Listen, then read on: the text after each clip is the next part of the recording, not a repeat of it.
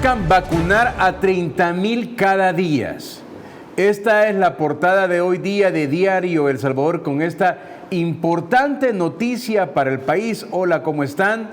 Es 30 de marzo del 2021, martes. De verdad es un gran gusto que nos acompañe. Esta es una gran noticia que debe de enorgullecernos a todos los salvadoreños. Ayer empezó la distribución del 1,000,000 de dosis desde el CENAVI hacia los 162 módulos donde la aplicarán.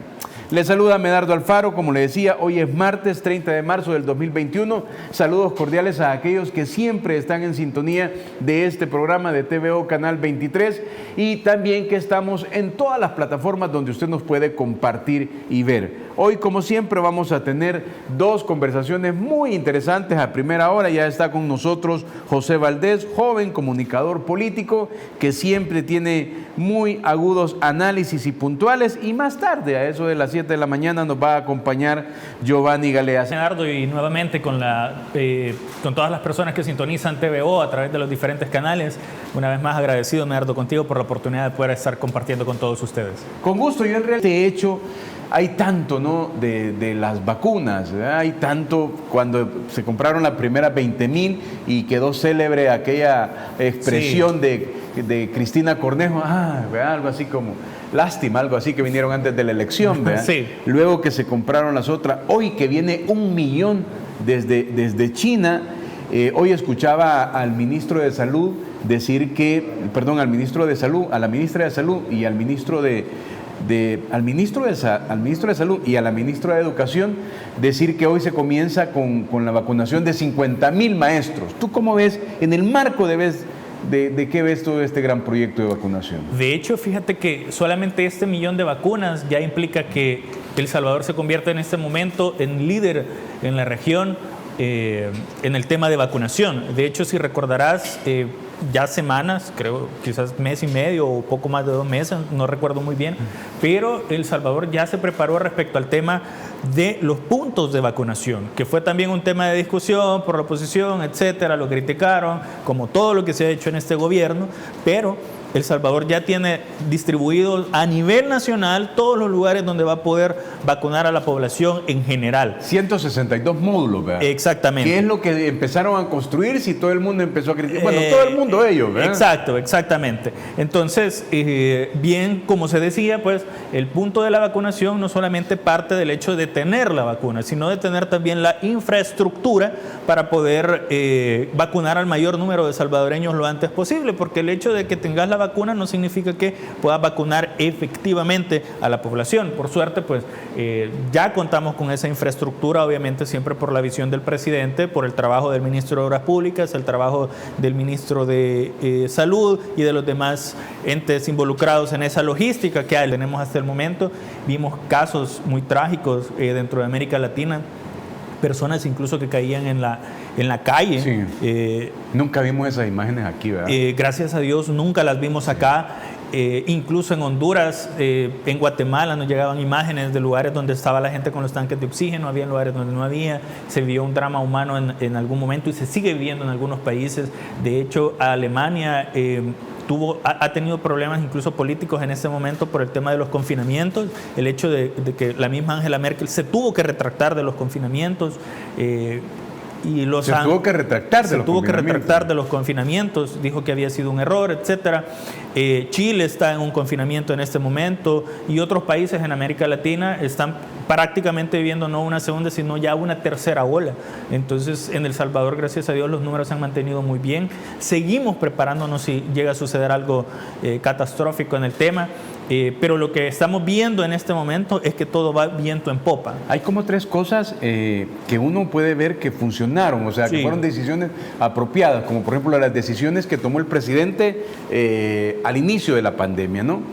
La construcción del Hospital El Salvador y debería de también la responsabilidad de los salvadoreños por acatar las medidas. Totalmente, es que de hecho no es el gobernante únicamente el que va a hacer el país, sino que nosotros como salvadoreños. Y lo que sabemos es que vengan de China, vengan de Inglaterra, vengan de la Luna, vengan de Marte, vengan de donde vengan, vengan del futuro, siempre las van a criticar porque es algo que ha hecho el presidente, no porque lo han hecho ellos.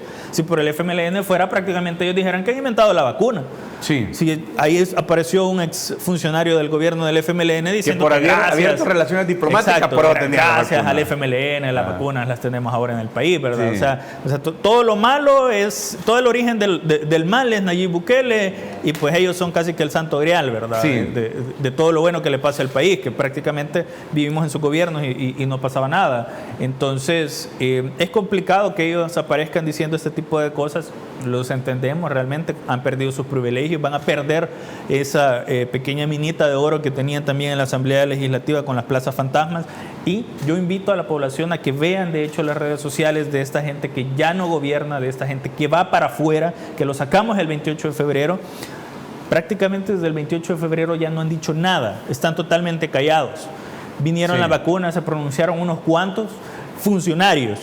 O sea, la gente que tal vez no está de acuerdo con el gobierno ha comentado, ha hablado al respecto, pero los funcionarios en sí, Margarita Escobar, Portillo Cuadra, Emilio Coreas, nadie se ha pronunciado respecto a lo que ha estado sucediendo con la vacuna. Nadie sus redes sociales están apagadas. Y nadie ya ha tenido como la desaparecieron. gallardía de reconocer, mira, esto es positivo. Exacto. En el más utópico de los escenarios, que saliera alguien así, ¿verdad? En el más utópico de los escenarios. Así que de hecho es completamente irrisorio que vengan a querer criticar algo tan bueno como las vacunas, ¿verdad? Que de hecho yo he visto incluso comentarios que han dicho, esto pensé que nunca lo iba a decir. Le decían los comentarios directamente al presidente, pero gracias, presidente Nayib Bukele, por la vacuna. De hecho, es algo que no esperábamos y era algo que hoy está sucediendo. Parece bastante jalado de los cabellos, porque en este nuevo tiempo, a ver, las relaciones diplomáticas se abrieron con China, con el gobierno del FMLN, ciertamente, pero quien las amplió, quien logró muchísimos apoyos fue el presidente cuando fue a China, ¿no? Sí, de hecho, ¿qué eran nuestras relaciones con China antes? Que el Chino Flores fuera con no sé qué era, ¿verdad? Pero pues, con su pareja, ¿verdad? O con alguien adicional, y aparecían las fotos allá en la Gran Muralla China. ¿Cuáles eran las relaciones? Que nos regalaran arroz. Veíamos imágenes del FMLN con las filas de militantes haciendo paella. Entonces, esas eran las relaciones que teníamos con China.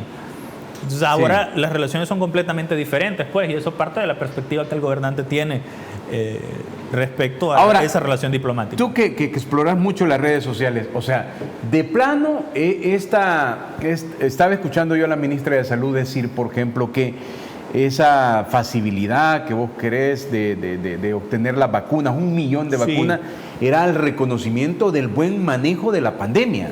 Es que es así en el mundo. Hay que tener algo en claro. Necesitas tener previamente una infraestructura para poder transportar las vacunas, para poder almacenarlas y para poder distribuirlas y para poder ya proporcionárselas a la población. Entonces, todo ese trabajo de infraestructura, realmente, pues, ya El Salvador lo estuvo haciendo, ya lo tenemos.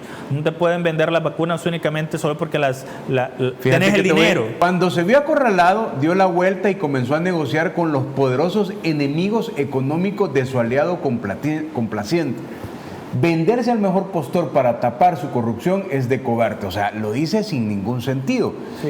Y luego dice, el problema no es la vacuna. O sea, que resuelta la vacuna no es problema. Eso es lo que hemos estado exigiendo. El punto es a qué costo, y no hablo de dinero. Qué bueno que vengan esas vacunas tan pronto. Ahora toca una adecuada priorización y un buen plan de aplicación y con mucha transparencia. O sea, yo hago digamos que te dejo ahí como 2 inquietudes, mira. Dice que el problema no es la vacuna, eso es lo que hemos estado exigiendo. El punto es a qué costo y no hablo de dinero. Vaya, él tiene todo el derecho a exigir, porque dice que el problema no era la vacuna, sino exigirla. Pero no gobierna él, postuló para diputado, no sacó ni pillo, o sea, y sigue escribiendo cualquier cosa. Cualquiera podría creer que esto es un embuste, ¿verdad? Y después esta cosa que solo permite hacer ese reguero de ideas que no tienen sentido, ¿verdad? ¿Cómo ves tú esta primera parte de que cuando se vio acorralado, como quien dice, Cuando vio que por aquí ya no podía hacer caso, se va a buscar a donde el enemigo de este, o cualquiera lo interpreta de esa manera, ¿verdad? Mira, este personaje, porque de hecho es un personaje, ¿verdad? Una personalidad y un personaje es alguien que hace Él está en su personaje teatral. Exacto, su personaje teatral, ¿verdad? Exacto, me has tomado la idea inmediatamente. Entonces, ya sea de bufón o de lo que sea, pero de ahí lo está. que sea, pero ahí está. Recuerdo muy bien que en el momento que estaba la elección entre Carlos Calleja y el presidente, sí, él aparecía con sus casas encuestadoras. De hecho, se sacó una de la lo manga. daba ganador. Sí, lo daba ganador. Se sacó unos de sus gráficos Sí. disparados, que creo que en PowerPoint los hacía, Sí. ¿verdad? O en Paint, no sé, creo que se los bajaba de Google, solo los ponía, etcétera, no sé.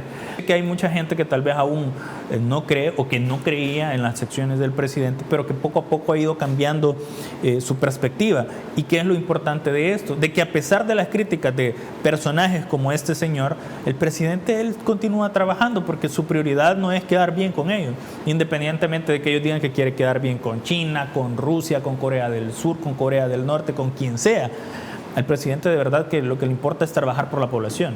No lo que personajes como este, que es prácticamente un Fortín Magaña, pero light, ¿vea? Pero súper chiquito, opinen al respecto. Entonces Mauricio Funes, de hecho, incluso mencionaba que esto era que China había mentido o el presidente había mentido porque el presidente había dicho Mauricio Funes llegó a decir que eran regaladas las vacunas, ¿verdad? Cuando la misma embajadora de China había dicho que habían sido adquiridas. Y facilitó para la compra del Para gobierno. la compra. Lo dice directamente desde la cuenta oficial de la embajadora de China. Entonces, bueno, a modo de chiste, le digo, o no, obviamente la embajadora de China o China, todo el país quería quedar bien con el presidente, ¿verdad? Con la Pues sí. ultrapoderosa nación de El Salvador, ¿verdad? Para Sí. poder hacerle contrapié a Estados Unidos.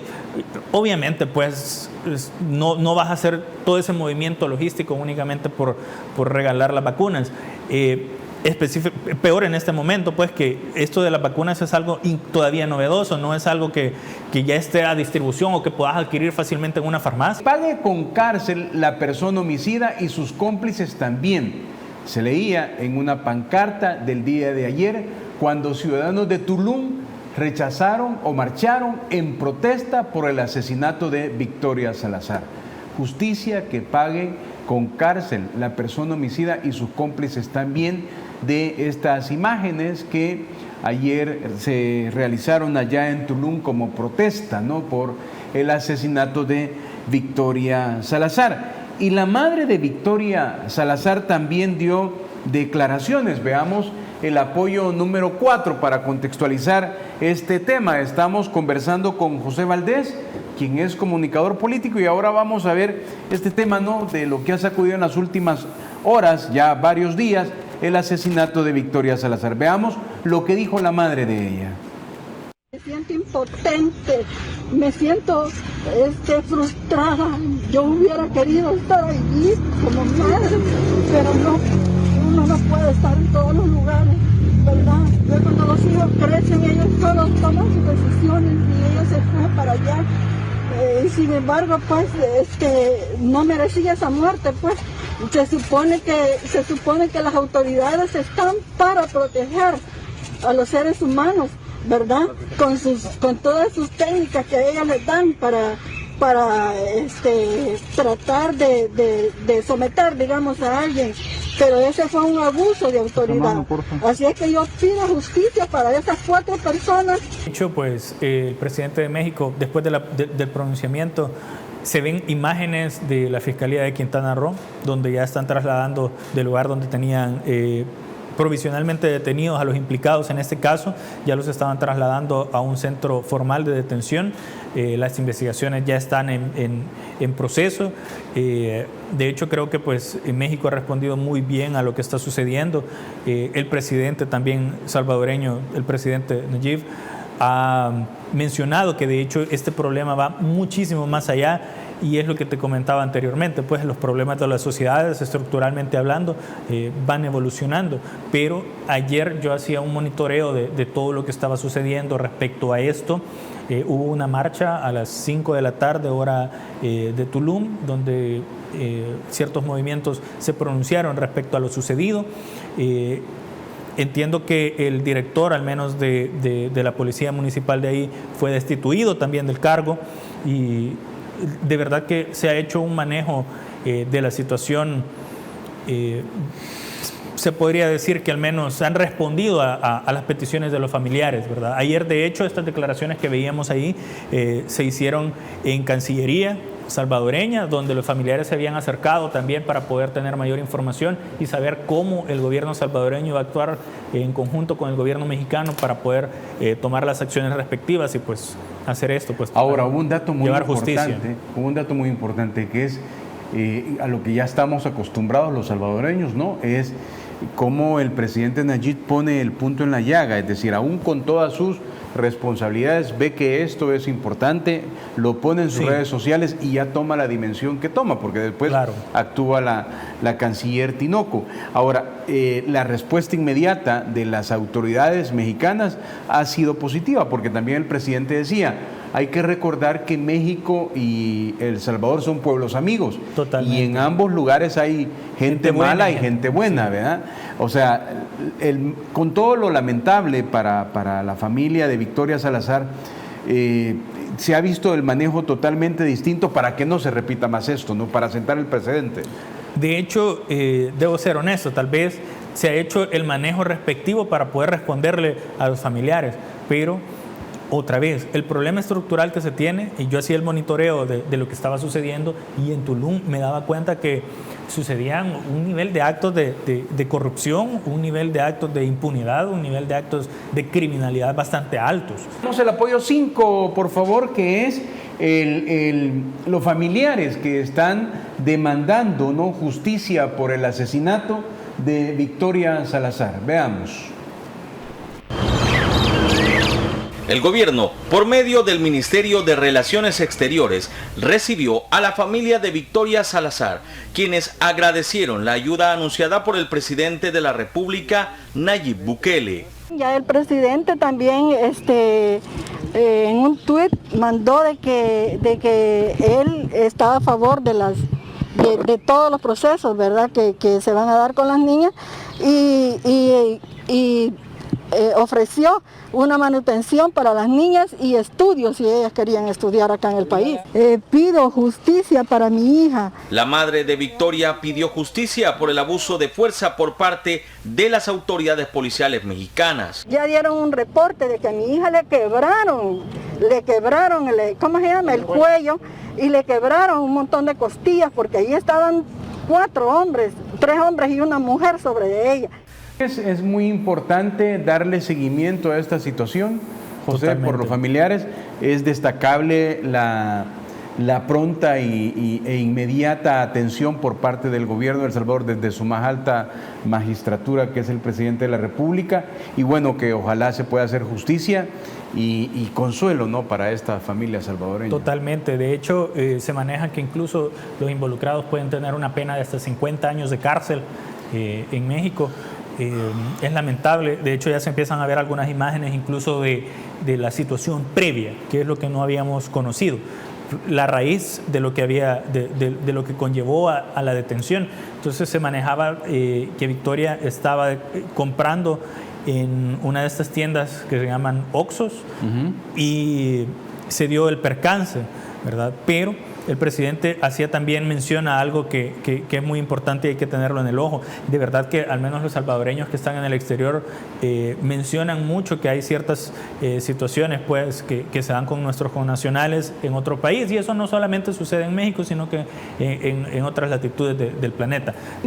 Ya mañana es 1 de abril, viene la transición, ya solo quedarían 30 días para que asuma la nueva Asamblea Legislativa, y están dándose información bastante llamativa allí en la Asamblea. A ver si me ayuda producción con el apoyo número 9 para contextualizar el siguiente tema que queremos conversar hoy día con José. Según documentación pública obtenida a través de la Unidad de Acceso a la Información, se ha revelado que la mayoría de fracciones legislativas han realizado movimientos internos de contratación. Veamos. Mediante documentación pública obtenida a través de la Unidad de Acceso a la Información, se ha revelado que la mayoría de fracciones legislativas han realizado movimientos internos para cargar con más empleados a ese órgano de Estado y cambiarlos del régimen de contrato a ley de salarios. De acuerdo con los datos, es la fracción del PCN la que ha realizado el 76% de todos los traslados y movimientos de personal que se han conocido recientemente. El PCN encabeza los traslados, le sigue Arena y se suma el FMLN. De los cambios reportados, algunos registran modificaciones en el tipo de contratación. Los puestos se conocen como colaborador administrativo. 2 más fueron ubicados en la unidad de prensa institucional. Las fracciones legislativas están integradas por un total de 1.100 empleados, de los que Arena, FMLN y PDC de Rodolfo Parker suman más de 650 entre los 3. En el órgano legislativo, de hecho recordamos, la semana pasada salió a la luz pública el hecho de que estaban cambiando incluso plazas entre instituciones con la Corte de Cuentas, si recordarás. Sí. Entonces, de verdad que salió un video, no sé si en algún momento ya se discutió acá en el programa. Cristina López, exdiputada del PCN, salió dando declaraciones, está en Estados Unidos, sí. Sale, según las mismas declaraciones de ella, está en su trabajo, son alrededor de las 2, 3 de la mañana desde Estados Unidos, y ella misma dice que la misma gente del PCN, específicamente Mario Ponce, y lo menciona puntualmente, él le dijo, o sea, vos ni aparezcás por la Asamblea Legislativa, seguís cobrando tu salario, pero ni aparezcás por acá. Entonces, y que luego le habían llamado otra vez para que pues le diera votos al partido y nuevamente pues pudiera seguir cobrando, pero sin ningún problema. De verdad que es un poco inocente la declaración que hace la misma Cristina, porque pues ella misma se ve involucrada y decía que ella no podía denunciar lo que estaba pasando porque defienden al pobre y a ella le podía ir mal, etcétera, y que pues prácticamente solo le faltó decir, no, yo seguía cobrando, pues, vea, porque como me podían hacer algo, mejor me seguía gastando el dinero. Y ese es un solo caso de una sola persona, una exdiputada, que ha hablado al respecto, pero sobre eso tenés un sinfín de casos de personas que de verdad están cobrando, ahora las están pasando a ley de salario, y de verdad que va a haber que incluso hacer alguna clase de reforma, al menos transitoria, para poder deshacer todo ese aparataje que están poniendo ahí, y sabemos que es lo único que les está quedando a los partidos políticos para llevar dinero de la Asamblea Legislativa a sus arcas, porque de verdad vimos una campaña pírrica en estas elecciones pasadas por la falta de dinero en la que están cayendo. De hecho, yo he publicado en mis redes sociales un número alto de fotografías donde ves locales de Arena y locales del FMLN que se están poniendo en alquiler. ¿Por qué? Porque ya no tienen para poder pagar las sedes, ya no tienen para poder mantener esas estructuras que siempre se mantenían dentro del territorio a base de dinero que del Estado, de una u otra forma, se saqueaba para poder llevarlo al partido político. De verdad que en Nuevas Ideas sí ha tenido la ventaja de que la misma población tuvo que sacar de su bolsa y ha tenido que mantener la estructura del partido desde que ha iniciado. Entonces, en el caso de Arena y el FMLN no, siempre han tratado de lactar del Estado para poder llevar ese dinero a sus partidos. Como que vienen días bien difíciles para estos partidos, sí. Siguiendo con lo que tú decías, ¿no? El FMLN de 23 diputados pasa a 4, ¿no? Sí. Y de esos 23, de acuerdo a sus estatutos... 3 por residuo y 1 por... 3 por residuo y uno cociente. O sea, sacó un tan solo diputado por cociente, sí, y los 3 por residuo. Lo que te quería, muy interesante el dato, lo que te quería comentar es que tenían 23 diputados, de esos 23 diputados, según sus estatutos, se les descontaba el 30% de los salarios que servía para el funcionamiento del partido. Totalmente. Hoy, ¿qué van a hacer con 4 diputados, verdad, para el funcionamiento del partido, primero, segundo?